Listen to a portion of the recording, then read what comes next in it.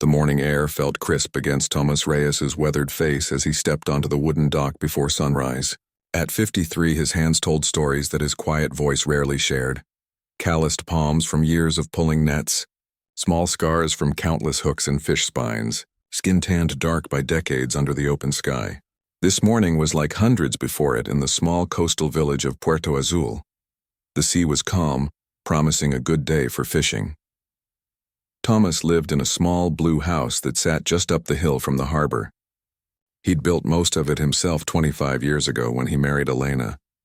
The paint was fading now and the salt air had warped some of the boards, but it remained sturdy against the seasonal storms that sometimes battered the coast. Elena had been gone 8 years. Cancer took her quickly, but Tomas still made coffee each morning as if preparing a cup for two, a habit he couldn't seem to break. Another day, another chance, he mumbled to himself as he loaded his supplies into his boat, a 20-foot vessel he'd named Esperanza, Hope, when he bought it from his uncle 18 years ago. The name had faded somewhat, but he'd recently repainted it in the same blue as his house. The boat wasn't impressive or large, but it was reliable, and most importantly, it was his. The small harbor held about 15 fishing boats of various sizes. Some belonged to the commercial companies that had moved into the area in recent years, with their larger crews and modern equipment.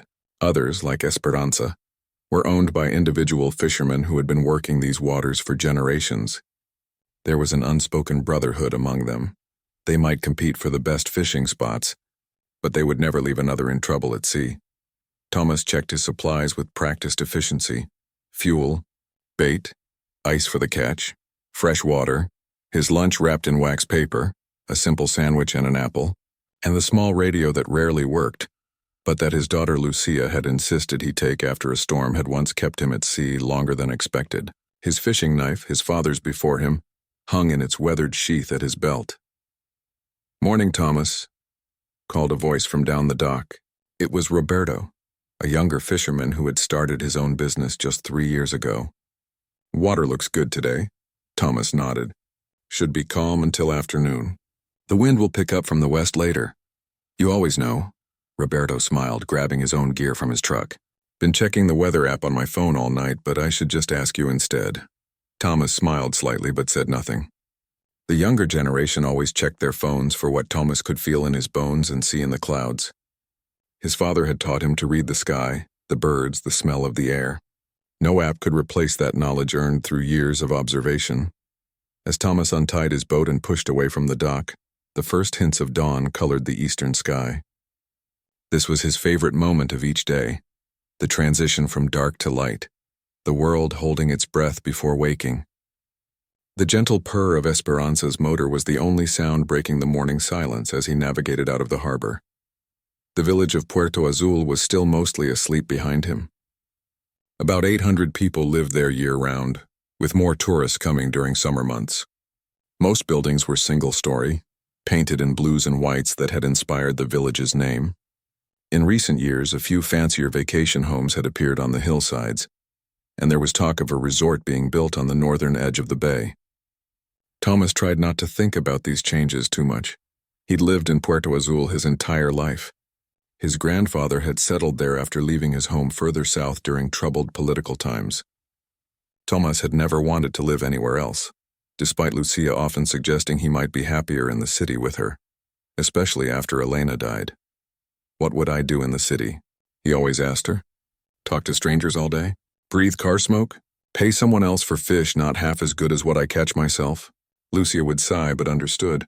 Her father belonged here with the sea and sky. She visited when she could from the university in the capital, where she studied marine biology. Thomas was enormously proud of her, though he showed it in his own quiet way, mainly by sending her money whenever he could spare it. Despite her protests, as the shoreline grew smaller behind him, Thomas breathed deeply, taking in the salt air that had filled his lungs since childhood.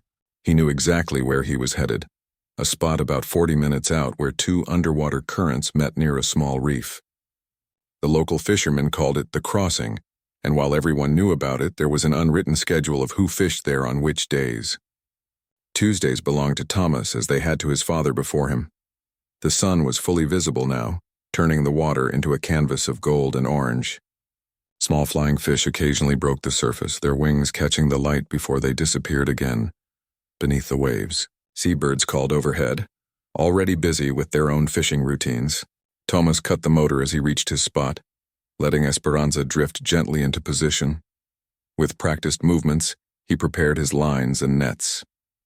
Some newer fishermen used fancy electronic fish finders, but Thomas relied on knowledge passed down through generations. The first cast of the day was always accompanied by the same quiet words his father had taught him. Not exactly a prayer, but something close to it, a hope for safety and enough fish to make the journey worthwhile. The morning passed in the rhythm Thomas had known his whole life. Cast, weight, pull, sort, store. Cast, weight, pull, sort, store. The physical work felt good, kept his aging body strong when many men his age had already surrendered to softer lives. By mid-morning he had a decent catch, some sea bass, snapper, and a good-sized grouper that would fetch a nice price at the market. Nothing extraordinary, but enough. Thomas was not greedy. He took what he needed and left the rest. As he worked, his mind wandered to Lucia. She would be visiting this weekend, her first trip home in nearly 3 months. She'd sounded excited on the phone last night, talking about some research project she was working on with one of her professors. Thomas hadn't understood all of it, something about tracking fish migration patterns using new technology. But he loved hearing the passion in her voice. She had Elena's intelligence and curiosity, always wanting to know why things worked the way they did. He'd need to clean the house before she arrived, maybe fix that loose board on the front step that he'd been ignoring. Buy some of those cookies she liked from Mrs. Delgado's bakery in the village square. Small things to make her feel welcomed home. The sun climbed higher and Thomas paused to eat his lunch. He sat on the small bench at the stern of Esperanza, feeling the gentle rocking of the waves beneath him. This quiet moment was another favorite part of his day. Just him, his boat, and the open sea stretching in all directions. No problems, no talk, no complications. Simple and clean. Sometimes he spoke to Elena during these quiet moments, telling her about small happenings in the village or Lucia's achievements. Today he told her about how their daughter was coming home soon, and how the roses Elena had planted by the front door were blooming again this year. He wasn't sure if she could hear him, but it felt right to keep her included in their lives. After lunch, Thomas moved to a different spot about 20 minutes away, where he sometimes found better afternoon fishing. The wind had picked up slightly, just as he'd predicted to Roberto that morning. White caps appeared on the waves further out, but nothing concerning for an experienced sailor like himself. By 3 o'clock, his ice boxes were filled with a satisfying catch, and Tomás turned Esperanza back toward Puerto Azul. The return journey always felt shorter somehow. As the village came into view, he could see increased activity. Fishing boats returning, tourists walking along the shore path, the daily market setting up in the small square near the dock. Tomás guided his boat into its usual spot, tying it securely before unloading his catch. Jorge, who ran the local fish market, was already waiting. "Good day?" Jorge asked, peering into Tomás's boxes. "Good enough," Tomás replied with his usual modesty. They didn't haggle much. After decades of doing business, they had a system based on mutual respect. Jorge offered fair prices and Tomás brought quality fish. Simple as that. With the day's business concluded and Esperanza cleaned for tomorrow, Tomás walked up the hill toward his blue house. His legs felt tired, but in a satisfying way. The village was alive with evening activities. Children playing in the square. Restaurant owners setting up outdoor tables. Older men gathering for their nightly dominoes games. A few people nodded as he passed. Thomas wasn't unfriendly, but everyone knew he kept to himself. Still, he was respected, a man who worked hard, helped neighbors when needed, and never caused trouble. If some called him too serious or old-fashioned behind his back, he either didn't know or didn't care. At home, Thomas showered away the salt and fish smell, then prepared a simple dinner, some of his catch fried with peppers and onions, rice on the side. He ate on his small porch, watching the sunset paint the sky in colors no artist could truly capture. After dinner, he called Lucia to confirm her visit, their conversation comfortable but brief. Neither of them were big talkers. Later, as he prepared for bed, Thomas looked at the photo of Elena on his nightstand. 17 years together hadn't been enough, but he was grateful for every day they'd had, Sometimes he wondered what his life might have been like in another place with different choices. But those thoughts never lasted long. This was his life: the sea, the boat, the village, memories of Elena, pride in Lucia. It was enough. As he drifted to sleep, Thomas had no way of knowing that in just a few days everything would change. The simple, predictable life he had built would be upended by an unexpected discovery, a mystery that would force him out of his comfortable routines and into something he never could have imagined. But for tonight, he was just a fisherman at the end of another ordinary day, falling asleep to the distant sound of waves breaking against the shore. The fog came without warning. Thomas had checked the weather before heading out that Tuesday morning, noting clear skies in the forecast. But the sea often kept secrets from even the most experienced fishermen, and by 7:30 a.m., a thick blanket of mist had settled over the water, shrouding everything beyond 20 yards in ghostly white. Thomas wasn't particularly worried. He knew these waters like he knew the lines on his own hands. Even in zero visibility, he could find his way back to Puerto Azul. Still, fog meant extra caution, especially near the jagged rock formation locals called the Teeth, a treacherous underwater ridge that had claimed more than a few unlucky vessels over the years. He cut Esperanza's engine to a low idle, letting the boat drift slowly as he kept his eyes and ears alert. The air felt unusually still, creating an eerie pocket of silence broken only by the gentle lapping of water against his hull and the occasional mournful call of a foghorn from a distant cargo ship. Strange day, Thomas muttered to himself, pulling his faded blue jacket tighter around his shoulders. The moisture from the fog beaded on his eyebrows and the stubble of his unshaved cheeks. Despite the poor visibility, he decided to set his nets anyway. Tuesday was a delivery day for the resort restaurant in the next town over, and Chef Alvarez paid premium prices for fresh catch. Thomas wasn't about to return empty-handed because of a little weather. As he worked, something caught his eye, a shadow darker than the surrounding mist, appearing and disappearing with the gentle rise and fall of the waves. Thomas squinted, trying to make sense of what he was seeing. At first he thought it might be driftwood, maybe part of a tree washed out to sea during the rains last week. But as Esperanza drifted closer, the shape took form, the distinctive outline of a boat's hull. Thomas felt a flutter of concern. Was someone in trouble? He strained to hear calls for help but heard nothing beyond the lap of water and distant foghorn.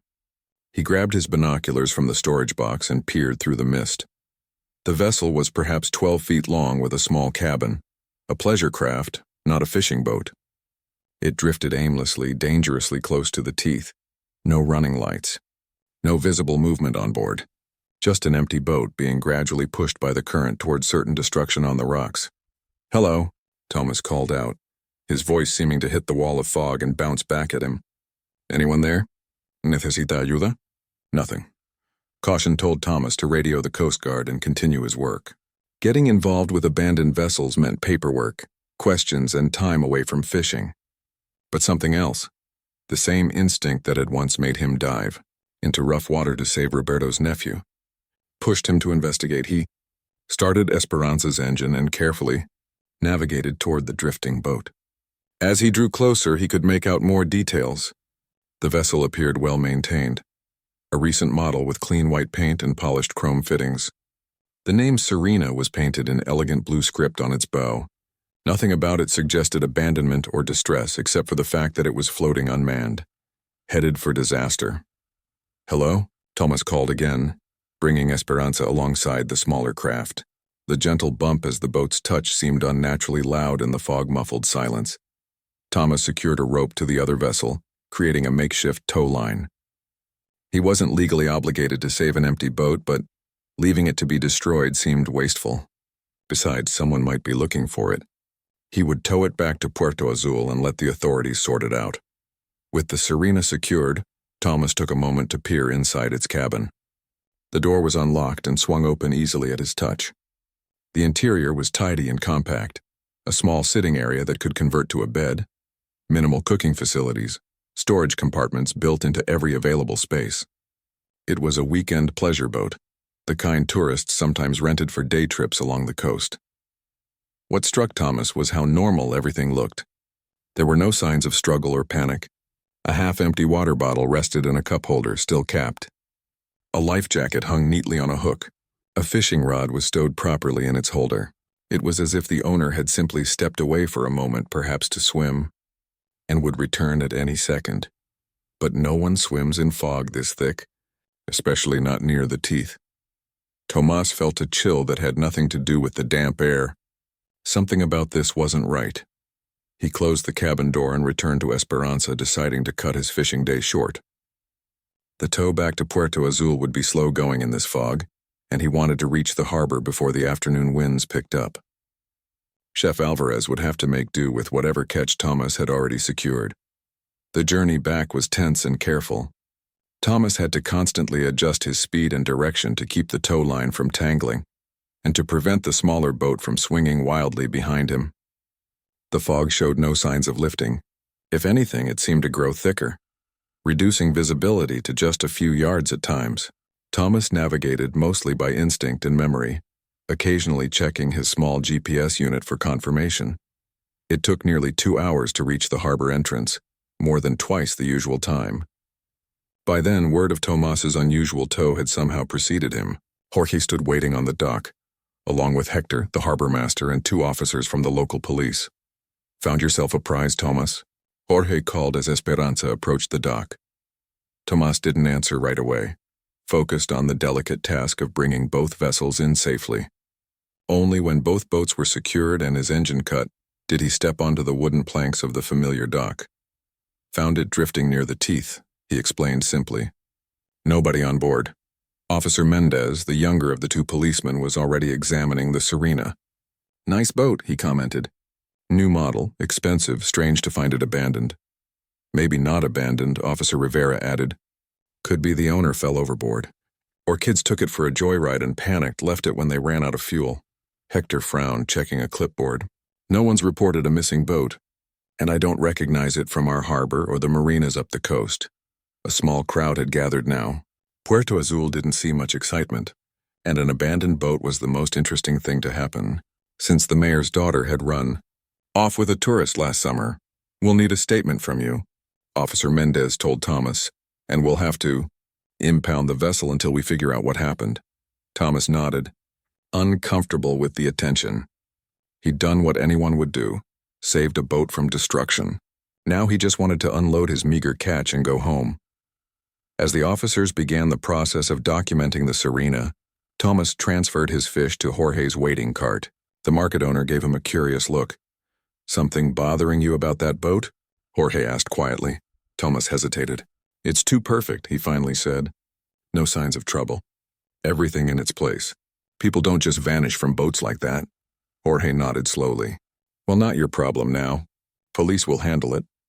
But as Tomas gathered his things to leave, Officer Mendez approached again, looking troubled. "Senor Reyes, did you go inside the cabin?" Tomas nodded.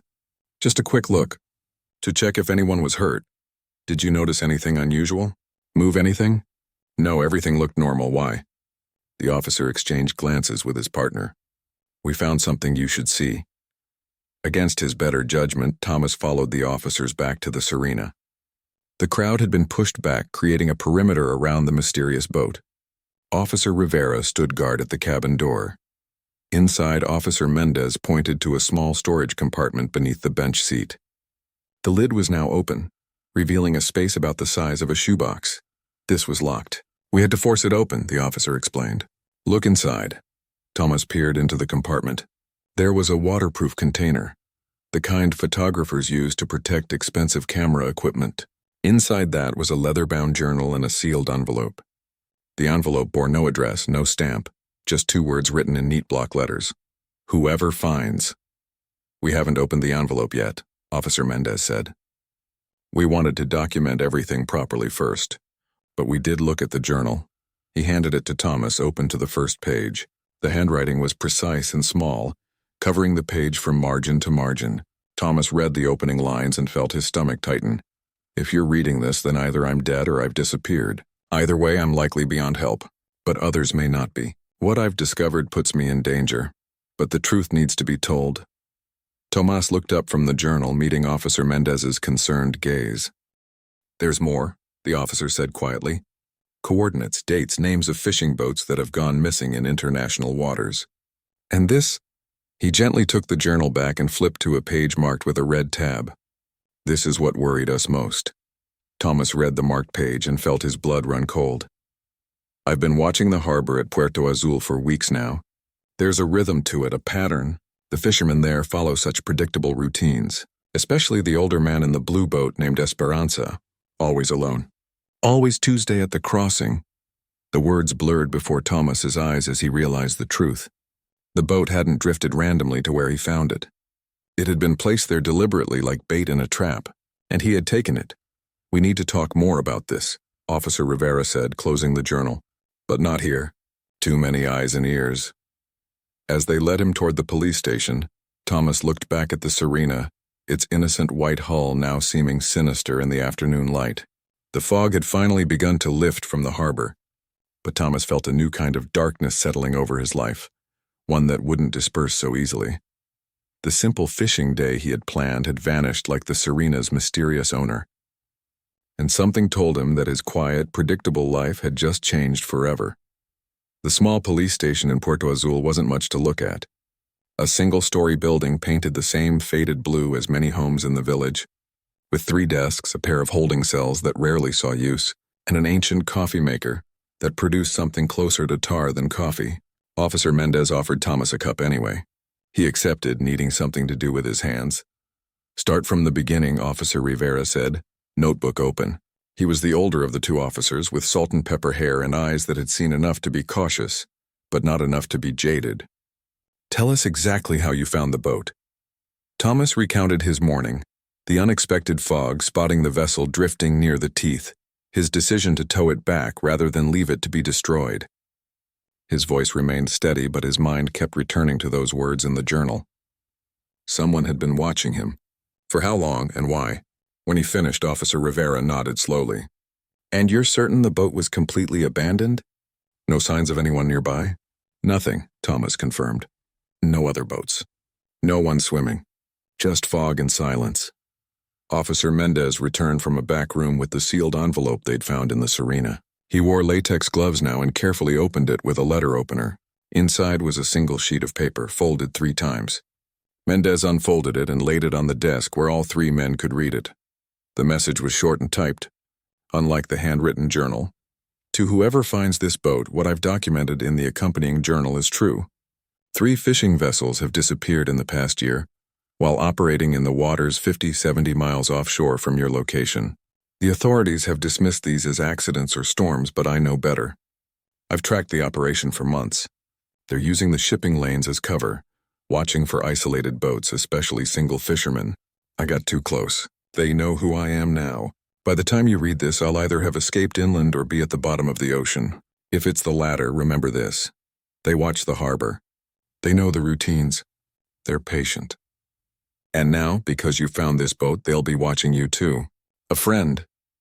Thomas read it twice, then looked up at the officers. What does this mean? Who are they? Officer Rivera sighed. That's the question. This could be nothing. The ramblings of someone with mental problems. Or a prank. Or it could be true, Officer Mendez added quietly. The older officer shot him a warning look. Let's not jump to conclusions. We'll need to check with the Coast Guard about these supposed missing boats. What about the journal? Thomas asked. You said there were coordinates, dates? Officer Mendez slid the leather-bound journal across the desk. It was open to a page filled with neatly organized information. Vessel names, dates, last known positions, crew sizes. 3 fishing boats in total disappeared over 13 months. The most recent was just 6 weeks ago. He was tracking them, Tomas murmured. Making a pattern. Or making it up, Officer Rivera countered. We'll investigate, of course. But I want you to consider the possibility that this is some kind of hoax. Thomas wasn't convinced. The precision of the notes, the detailed descriptions of each vessel, the weather conditions on the days they vanished, it felt too specific for a prank.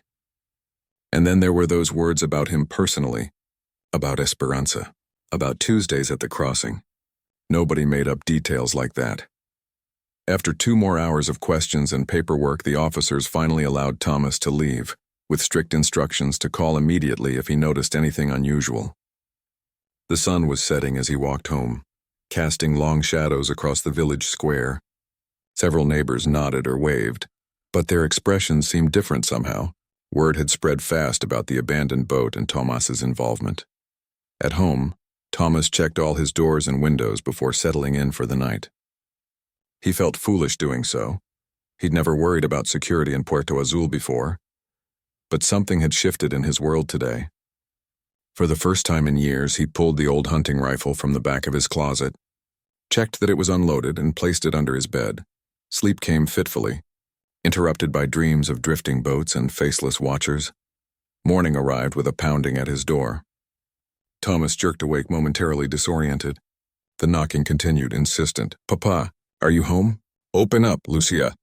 He'd completely forgotten she was arriving today for her visit. Tomas scrambled out of bed and hurried to the door, running a hand through his disheveled hair before opening it. His daughter stood on the porch, backpack over one shoulder, concern etched on her face. "Are you okay?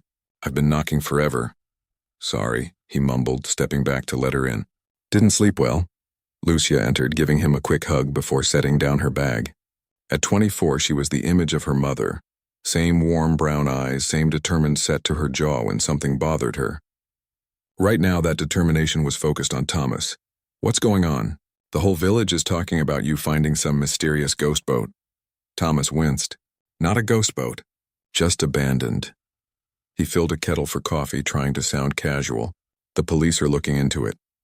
Jorge at the market says there was some kind of message left for whoever found it. That it mentioned you specifically." Lucia watched him closely. "Is that true?" Tomas hesitated. He'd hoped to spare her this worry, at least until he understood what was happening. But Lucia had Elena's stubborn streak. She wouldn't let this go.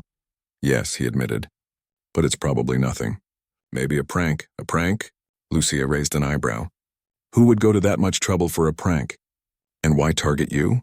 These were the same questions that had kept Tomas awake most of the night. Before he could answer, his phone rang.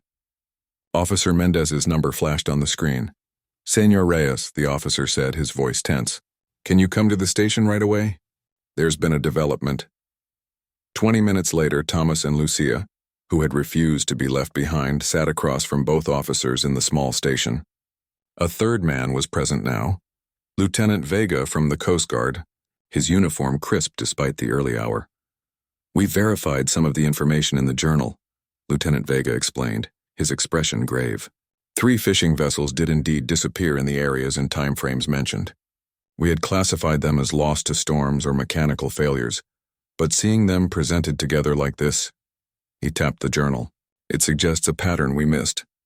Officer Rivera looked less skeptical now. "The Coast Guard is taking this seriously, which means we are too. We need to discuss your safety, Señor Reyes." "My safety?" Tomas glanced at Lucia, wishing again that she wasn't hearing this.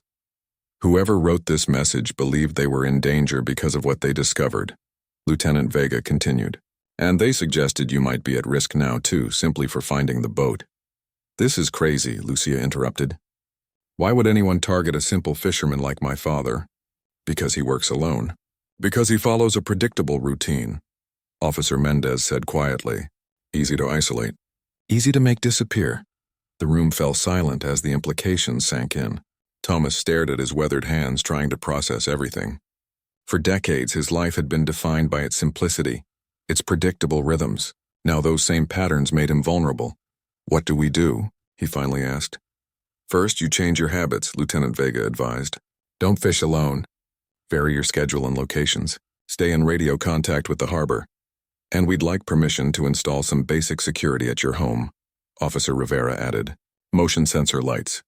Better locks," Tomas nodded numbly. Beside him, Lucia grabbed his hand, squeezing it tight. As they left the station, Tomas noticed how people in the village square watched him, some with curiosity, others with concern. His private life had suddenly become public business. The weight of those stares followed him all the way home. That afternoon, as technicians installed new locks on his doors, Tomas stood at his kitchen window, looking out at the harbor below. Esperanza bobbed gently in her usual spot. For the first time in his life, the sight of his beloved boat brought no comfort. "You're not going out tomorrow, are you?" Lucia asked, joining him at the window. "I have to work," Tomas replied. We need the money. Then I'm coming with you. He turned to argue, but the determination in her eyes stopped him. She was right. Whatever danger might exist, facing it alone was no longer an option. That night, as Thomas checked the new locks for the third time, his phone pinged with a text message. Unknown number. He opened it and his blood went cold. Nice locks. Won't help. We see you. Thomas deleted the message immediately, hands shaking. He told himself it was just kids playing pranks. Someone in the village who'd heard the gossip and wanted to scare the old fisherman. But deep down, he knew better. The warning in the journal was real. The threat was real. The simple life he'd built so carefully had been shattered by an abandoned boat and a chilling message. And somehow Thomas knew this was just the beginning. 2 weeks after finding the Serena, Thomas barely recognized his own life. The quiet existence he'd maintained for decades had been turned inside out, examined by strangers, and put on display for all of Puerto Azul to see. The morning after receiving the threatening text message, Thomas had shown it to Officer Rivera, who immediately escalated the case. By that afternoon, investigators from the Federal Maritime Agency had arrived in their sleek black SUVs with tinted windows. The abandoned boat was towed away for forensic analysis. Thomas and Lucia spent hours answering the same questions over and over, each time with slightly different wording. As the agents searched for any inconsistencies, "Tell me again about the fog," said Agent Delgado, a stern woman with quick eyes and a recorder always in hand. "Was it unusual for this time of year?" "It was thick," Thomas answered tiredly. "But fog happens. The sea does what it wants. And you're certain you saw no other vessels? No disturbance in the water that might suggest someone had recently jumped overboard?" "Nothing," Thomas confirmed for what felt like the 100th time.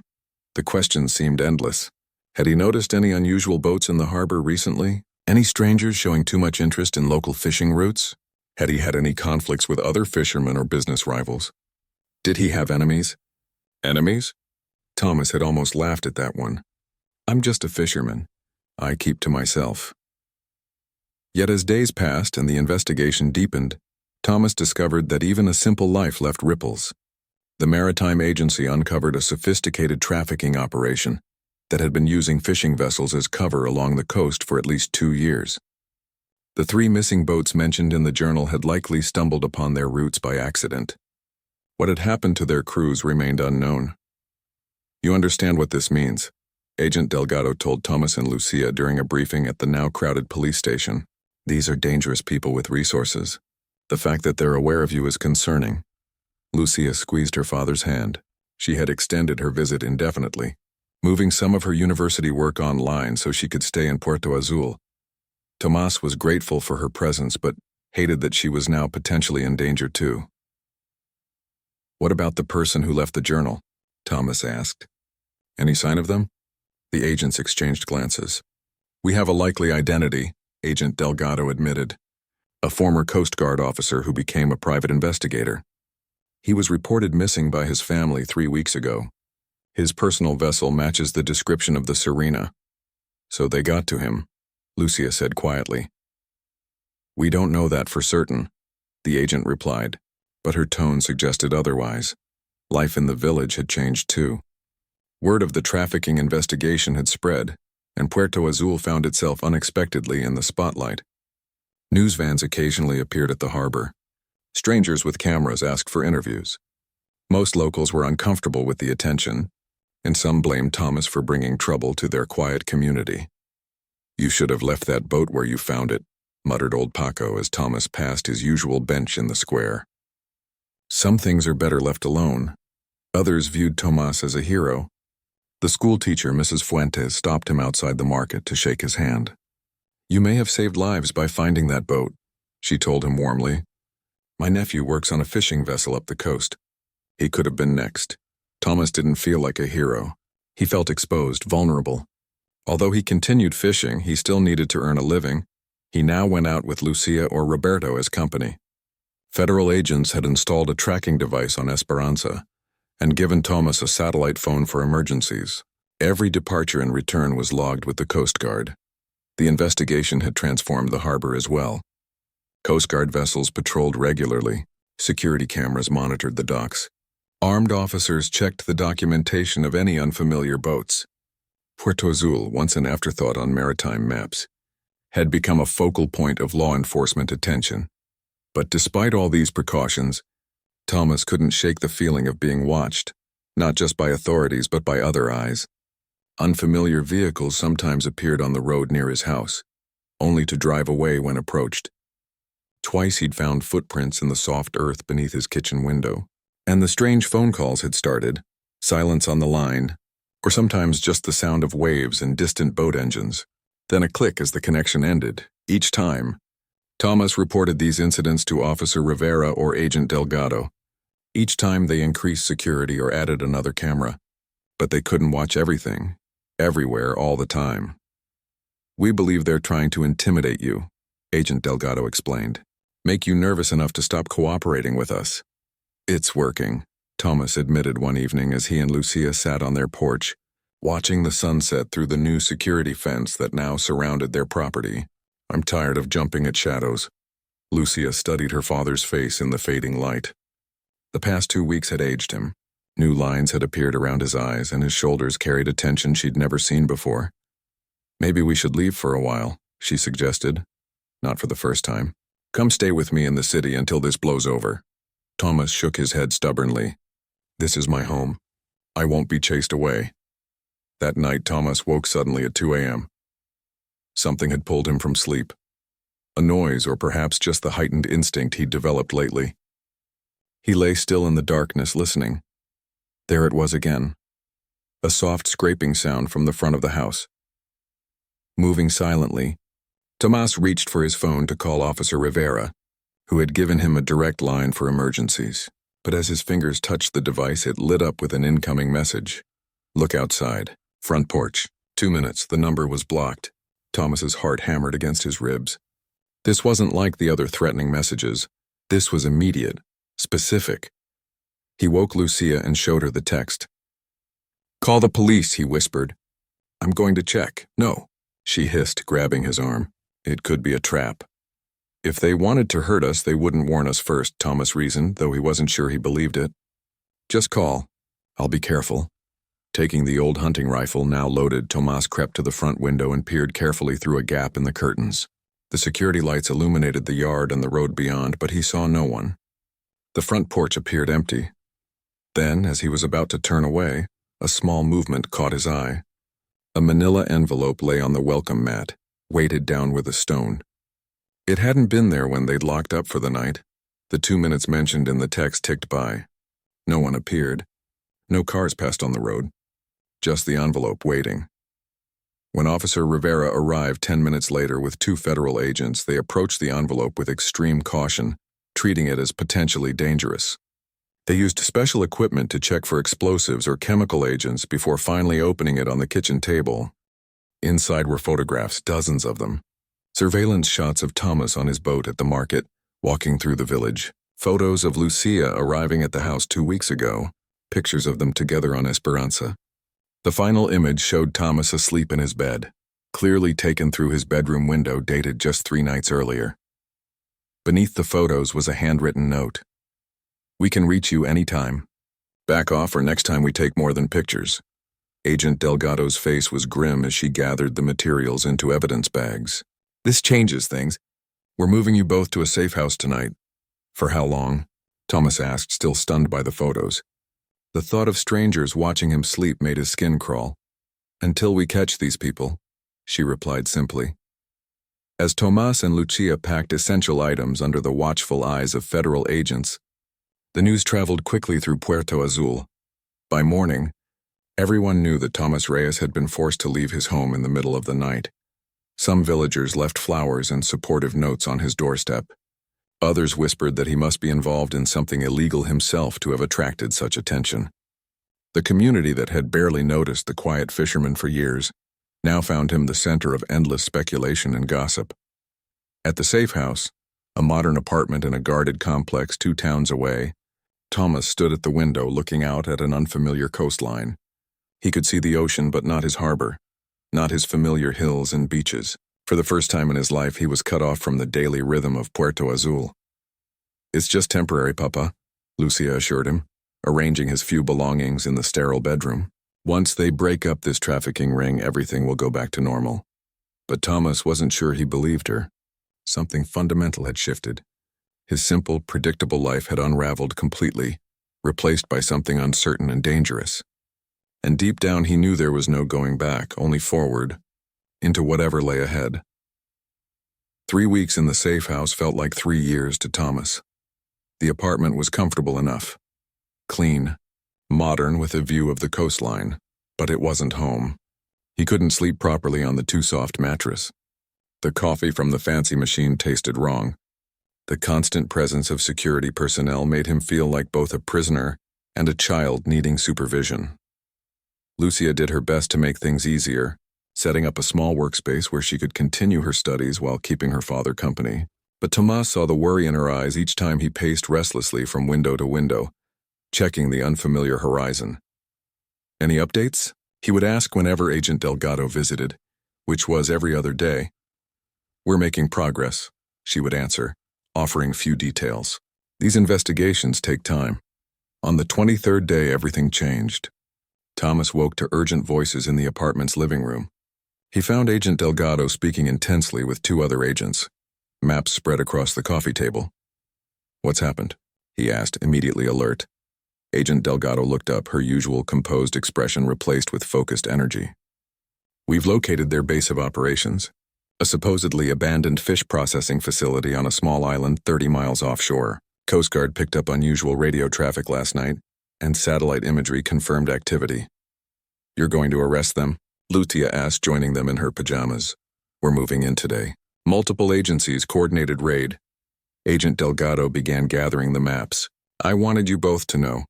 With luck, this nightmare will be over soon." "I want to help," Tomas said suddenly. All 3 agents stopped to look at him. "That's not possible, Senor Reyes," Agent Delgado replied firmly. "This is a federal operation." "I know these waters better than anyone," Tomas insisted. "Better than your maps and satellites. I've fished every inch of this coastline for 40 years. It's too dangerous." "I'm already in danger," Thomas cut her off. "Have been since I found that boat. But I've been hiding while you fight. I'm tired of hiding." Agent Delgado studied him for a long moment. "What exactly are you offering?" "Let me guide one of your boats," Thomas said. "There's a hidden approach to that island, a narrow channel most charts don't show. It's tricky without local knowledge, but it would put you on the west side, where they won't expect anyone to come from." The agent's expression shifted from dismissal to consideration. "How do you know about this channel?" "My father showed me when I was young. We would fish there when storms made the open water too dangerous." Thomas pointed to the largest map. "It's here, but your chart shows it as too shallow. It deepened after the earthquake 10 years ago. Most locals know about it, but official maps were never updated." A silent conversation passed between the agents through glances and subtle nods. Finally, Agent Delgado turned back to Tomas. "If, and this is a big if, we consider this, you would stay on the boat. You would not participate in any law enforcement action. You would follow orders exactly." "Understood?" Thomas nodded solemnly. "I just want this to end. I want to go home." 4 hours later, Thomas found himself aboard a Coast Guard vessel, pointing out landmarks as they navigated the hidden channel. He wore a bulletproof vest that felt alien and heavy on his fisherman's frame. The boat moved slowly, engines throttled down to minimize noise. Behind them, 2 more vessels followed, filled with armed agents. The approach was tense, silent except for Thomas's occasional murmured directions to the captain. "Favor the right side here. Watch for the rock formation shaped like a turtle's back. Now straight ahead until you see the split in the cliff face." The abandoned processing facility came into view exactly where the map had indicated. But unlike the deteriorating structure shown in the satellite images, this facility was clearly operational. Lights shone from several windows despite the daylight. 2 speedboats were docked alongside a small pier. A larger vessel, the kind used for longer voyages, was anchored slightly offshore. Thomas stayed aboard as instructed while the agents deployed, moving with practiced efficiency toward their targets. He watched through binoculars as the raid unfolded with surprising speed. There appeared to be minimal resistance. The element of surprise had worked. Within 20 minutes, Agent Delgado radioed the all-clear for the boats to approach the main dock. As they drew closer, Thomas could see several men in handcuffs being led to the waiting boats. Among the faces, he recognized one that made his blood run cold, a man who had occasionally come to Puerto Azul, claiming to be a tourist photographer. Thomas had seen him dozens of times over the past year, always with a camera, always watching the harbor. He'd even bought fish from Thomas once, asking casual questions about his routes and schedule. "That man," Thomas said, pointing. "The one with the gray jacket? He's been in our village regularly." Agent Delgado made a note, nodding grimly. "We'll need you to make a formal identification later." The raid yielded more than just arrests. Inside the facility, agents discovered evidence linking the operation to the disappearance of the 3 fishing vessels mentioned in the journal. They found detailed maps of coastal fishing routes, surveillance photos of potential targets, and, most disturbingly, a list of fishermen who worked alone, with Thomas's name highlighted. They were systematic, Agent Delgado explained later, as they headed back to the mainland. They'd watch for weeks, learning patterns before making a move. They'd use a smaller boat to approach the target, claiming to need help. Once aboard, they'd overpower the fishermen, take control of both vessels, and leave no witnesses. The boats would be repainted, given false registration, and used to move their product. "And the fishermen?" Thomas asked quietly. Agent Delgado's silence was answer enough. 2 days after the raid, Thomas and Lucia were finally allowed to return to Puerto Azul. Their homecoming was unexpected. The whole village seemed to be waiting at the harbor when the Coast Guard vessel delivering them docked. Someone had hung a banner across the harbor master's office. "Welcome home, Thomas." Even old Paco stood among the crowd, his usual scowl replaced with something close to respect. In the days that followed, life began to find a new rhythm. Lucia eventually had to return to the university, though she made her father promise to call daily. The federal agents gradually withdrew as the investigation wound down, their black SUVs and temporary headquarters disappearing from the village landscape. Media interest faded once the story of the trafficking ring made headlines and then gave way to newer news. But Thomas found he couldn't return to his old solitary ways. Something had fundamentally changed inside him. The experience had connected him to his community in ways he'd never expected. It started small. Roberto and 2 other fishermen asked if they could join him on Esperanza occasionally, to learn his fishing spots. Thomas, who had always jealously guarded his knowledge of the best locations, surprised himself by agreeing. Then the harbor master approached him about helping train some of the younger fishermen on navigation during poor weather conditions. "No one knows these waters in fog like you do," he said. Most significantly, during a community meeting about coastal security, Thomas found himself standing up and speaking, something he would never have done before. "We need to look out for each other," he told the gathered villagers, his voice growing stronger as he continued. "The authorities can't be everywhere, but we can. We're on these waters every day.